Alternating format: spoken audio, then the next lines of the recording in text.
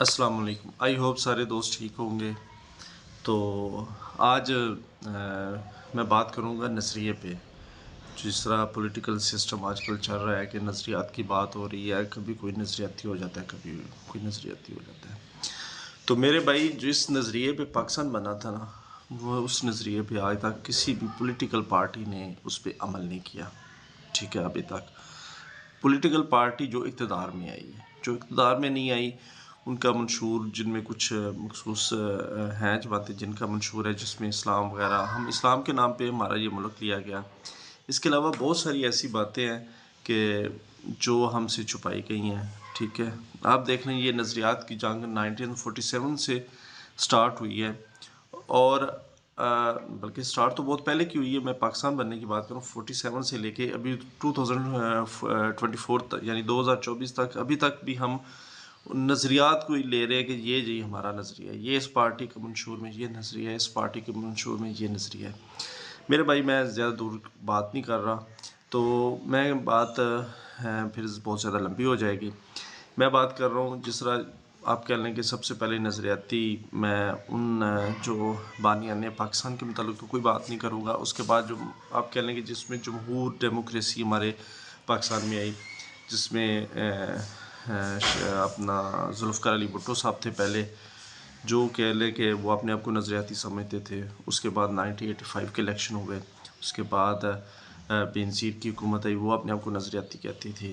उसके बाद नवाज शरीफ नज़रियाती अपने आप को समझते थे। उसके बाद फिर बेनज़ीर आई, फिर नवाज शरीफ की हुकूमत आई, फिर एक यानी मुश्तरका हुकूमत आई 2002 में। उसके बाद 2008 में फिर पीपल्स पार्टी की आई। उसके बाद 2013 में फिर एन लीग की हुकूमत आई। उसके बाद 2018 में फिर एक और नज़रियाती ग्रुप जो अपने आप को PTI कहता है, उसकी हुकूमत आई। अब बात यह है कि आया यही बंदे नज़रियाती हैं, यानी नवाज शरीफ या मैं नवाज शरीफ के सॉरी एन लीग, पीपल्स पार्टी और PTI, यही तीनों जमातें नज़रियाती हैं। आप ये बात ज़रूर गौर से सोचिएगा कि आया जो पार्टी इनमें से इक़्तिदार में होती है वो नज़रियाती नहीं होती, दूसरी नज़रियाती होती है, और जब वो इक़्तिदार से हटती है तो वो नज़रियाती हो जाती है। तो ये चीज़ें जो है ना, ये हमें आवाम को ज़रूर सोचनी चाहिए। आया ये जब इक़्तिदार में नहीं होते तब भी इनके नज़रियात होते हैं, उसके अलावा नज़रियात नहीं होते। मसलन आप देख लें कि जिस तरह पहले बेनज़ीर की हुकूमत आई, उसकी थोड़ा अर्सा हुकूमत चली, उसके बाद एन लीग की हुकूमत आ गई, और उस वक्त यानी नवाज शरीफ नज़रियाती था, पहले बेनज़ीर नज़रियाती थी। इस तरह अब चलते हुए कुछ लोगों ने, जिस तरह मैं कह रहा हूँ कि 2013 के इलेक्शन में कुछ लोगों ने CD इस्तेमाल की। अब वो जो CD इस्तेमाल की, उसमें अब वो कहते हैं कि दूसरी जमात कह रहे थे PTI वाले हम नज़रियाती हैं। 2018 में जब उन्होंने इलेक्शन कंटेस्ट किया, उनको सपोर्ट मिली, वो PM बन गए, यानी PTI की गवर्नमेंट आई, तो नवाज शरीफ ने एन लीग ने एक वोट को इज़्ज़त दो का नारा लगाया, तो वोट को इज़्ज़त दो का नारा लगाया, वो नज़रियाती बन गए। ठीक है, अब 2024 का इलेक्शन आ गया। अब जो इक़्तिदार में थे PTI 2018 में, वो अब अपने आप को कह रहे हैं कि हम नज़रियाती हैं, ये सिलेक्टेड है।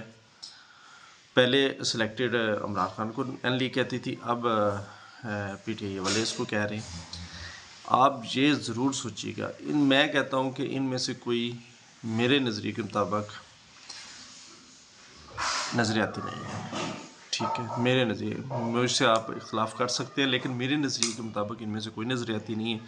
ये सिर्फ़ सीट की जंग है, कुर्सी की जंग है, जिसको आप कह लें कि मिल जाती है वो बिल्कुल आराम से बैठ जाता है, बाकी उस वक्त नज़रियाती बन जाते हैं। हमें इन्होंने एक ट्रक की बत्ती के पीछे लगाया हुआ है कि ये है, ये है और ये है, ये नहीं तो ये है।